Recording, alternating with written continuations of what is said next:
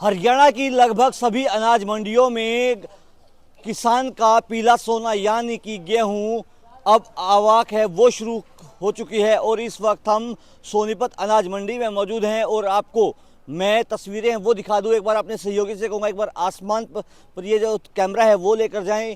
धीमी धीमी बरसात, कभी तेज़ बरसात के चलते दिल्ली एनसीआर में किसानों की परेशानी है वो बढ़ा रही है। और ये पीला सोना है अब इसको खुले आसमान में नीचे है वो छोड़ दिया गया है। और ये तस्वीरें देखिए कि पानी पूरी अनाज मंडी में है और पीला सोना है यानी कि गेहूं है वो लबालब पानी से है वो भरा है।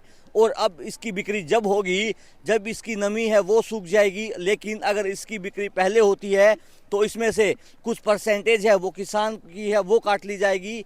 और ये तस्वीरें आप देख सकते हो कि कैसे जैसे जैसे दिन आगे बढ़ रहा है वैसे वैसे बरसात है वो बढ़ रही है। और मैं आपको तस्वीरें वो दिखा दूं। देखिए ये जो पीला सोना है वो बिल्कुल भीग चुका है और खुले आसमान में इस पीले सोने की बिक्री है वो होगी।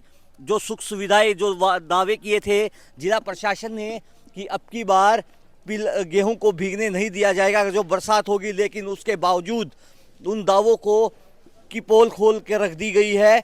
जब किसानों का यह पीला सोना है वो भीग रहा है, लेकिन जो शेड बनाए गए हैं उनसे बाहर जो गेहूं रखा गया है वो बिल्कुल भीग चुका है। और हमारे साथ कुछ किसान मौजूद हैं।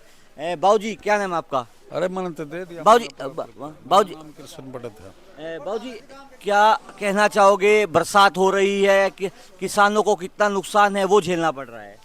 कम से कम जी 20% का नुकसान किसानों को झेलना पड़ रहा है। कुछ ओले से हो गया था, कुछ ही भी बरसात से होने लग रहा है। सरकार या जो है ना ध्यान नहीं दे रही जमींदारा कर। अभी सर ओलावृष्टि हुई उसके बाद मुआवजा जो राशि है वो बढ़ाई गई थी, क्या कुछ नहीं मिला जी। वैसे कागज पूर्ति करी है, किसी को भी कोई खाते में चवन्नी नहीं आई है।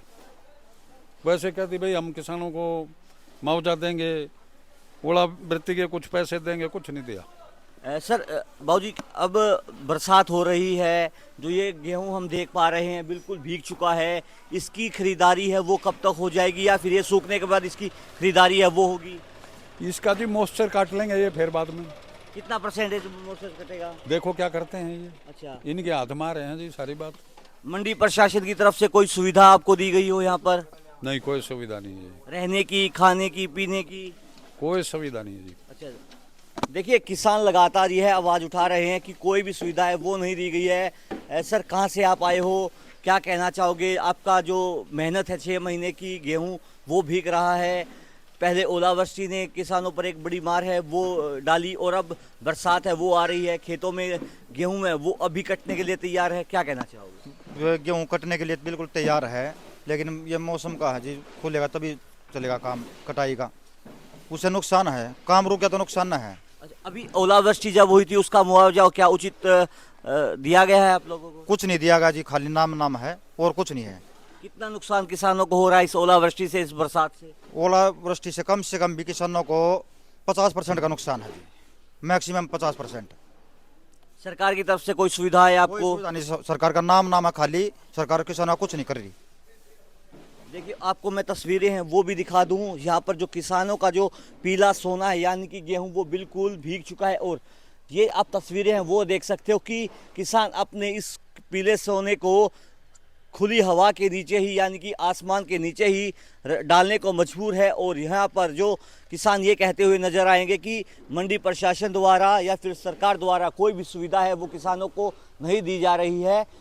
और यहाँ पर ना तो गेहूँ शेड के नीचे डाला जा रहा है और ना ही किसानों को यहाँ पर रहने की सुविधा है, ना खाने पीने की सुविधा है। लेकिन मंडी प्रशासन पर गंभीर आरोप लगाते हुए किसान जरूर आपको नजर आएंगे। सोनीपत से पंजाब केसरी के लिए संदीप मलिक। हमसे जुड़े रहने के लिए हमारे YouTube चैनल को सब्सक्राइब करें और नई वीडियो की नोटिफिकेशन के लिए बेल आइकॉन को दबाएं। अगर आप ये वीडियो Facebook पर देख रहे हैं तो लाइक जरूर करें और ज्यादा से ज्यादा शेयर करें। धन्यवाद।